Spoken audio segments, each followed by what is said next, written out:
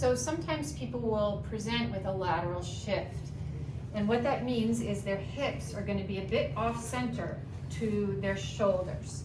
Now they are doing this as a subconscious way of alleviating some of the pain. So sometimes they're aware they're off center and other times they're not even aware they're off center.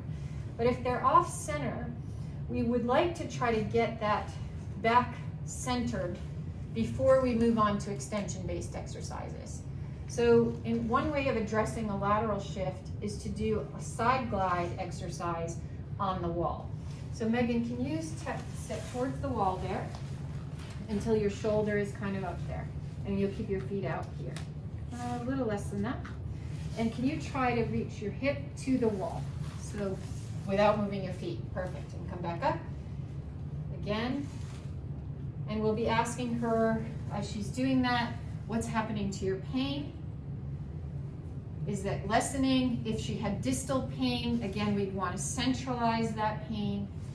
And if she can do this amount and it's tolerable, we could have her come to her elbow is on the wall, and so she's a little bit further away. She might not be totally able to reach, but you say get your hip as close to the wall as possible so that we can now see that she's got more side glide range of motion here.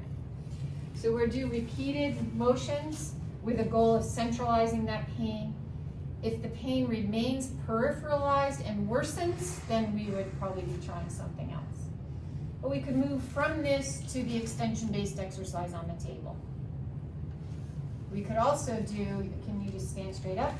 We could also follow it with repeated extension in standing.